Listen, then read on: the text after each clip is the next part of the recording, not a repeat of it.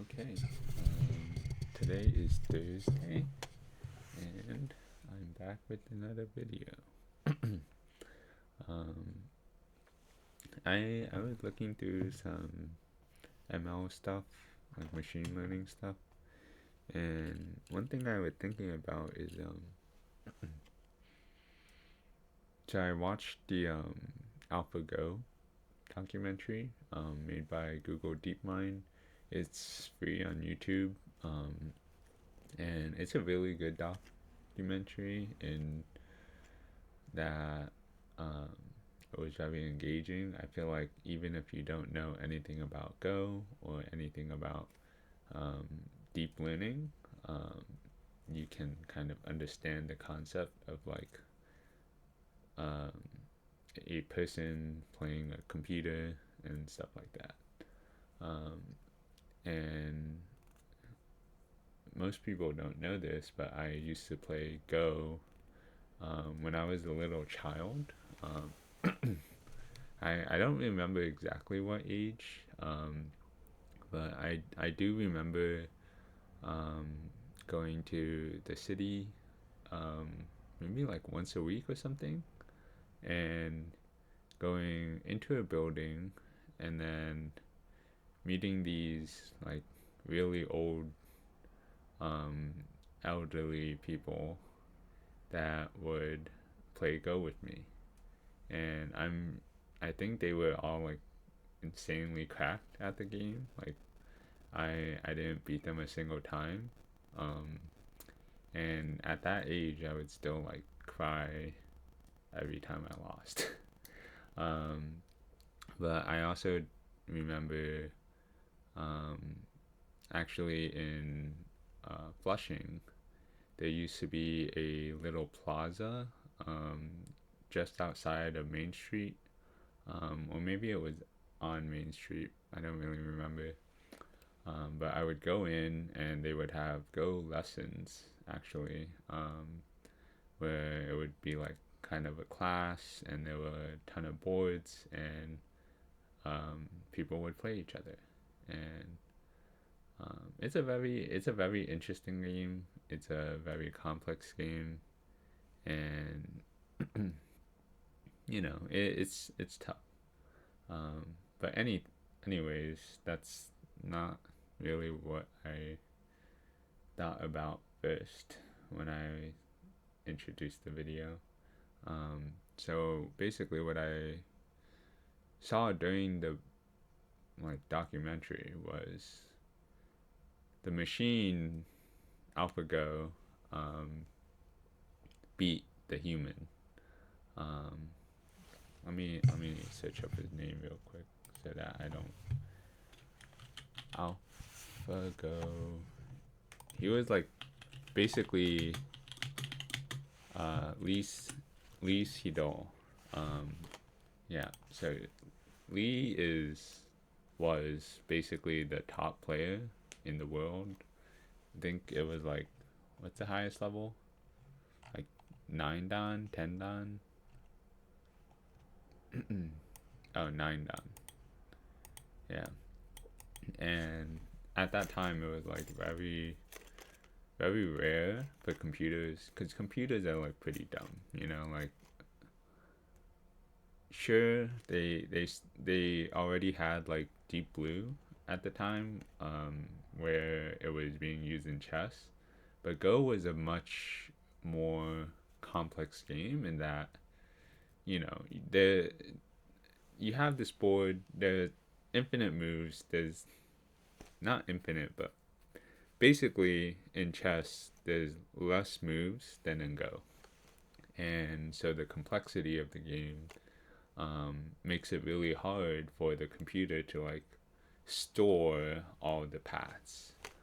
Um, and what Lee Sedol said after playing AlphaGo is that AlphaGo, even being a computer, had really creative moves.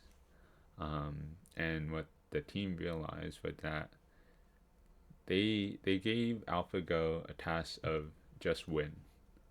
Um, Whatever it is you do, whatever moves you play. Your goal is just victory. Um, and victory in Go is as little as 1 or 2 stones.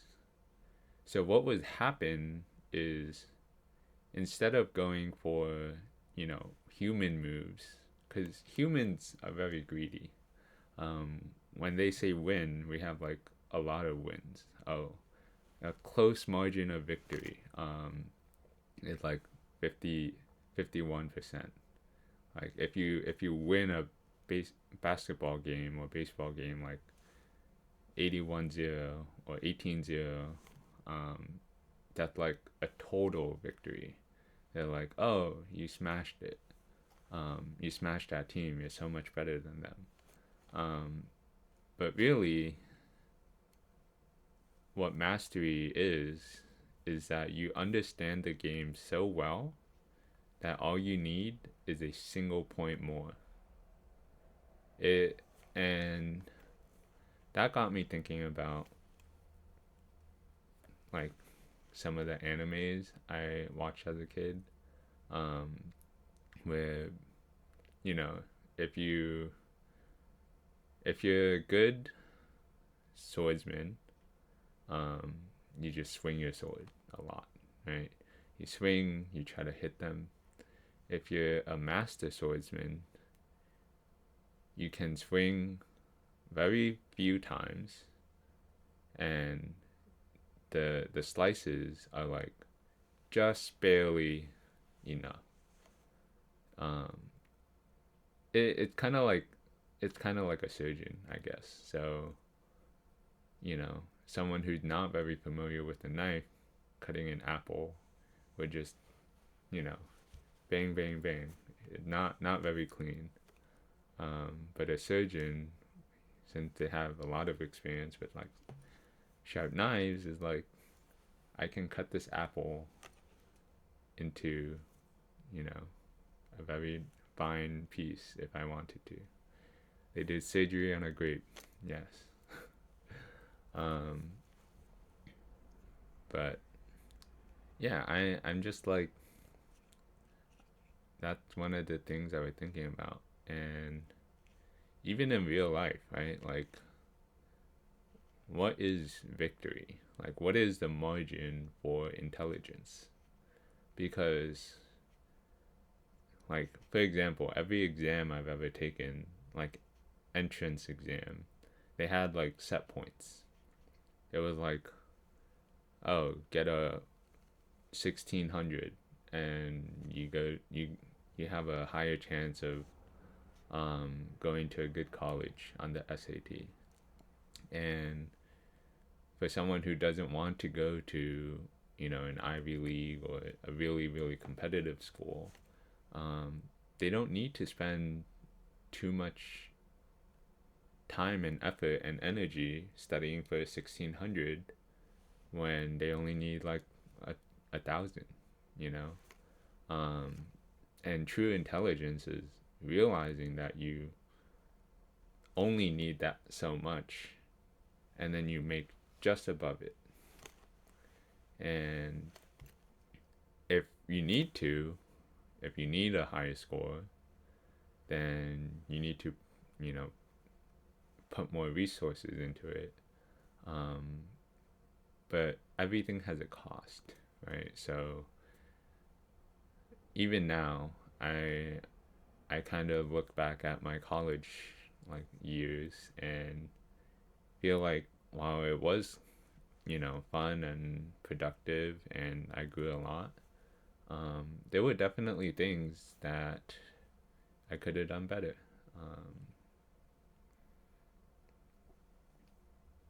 But that's in the past now, and what I have to do is learn from the machines, learn from my mistakes, and try to apply what I learned in the future.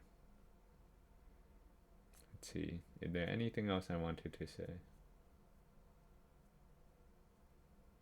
Nope, that's pretty much it. Alright, see you guys next time.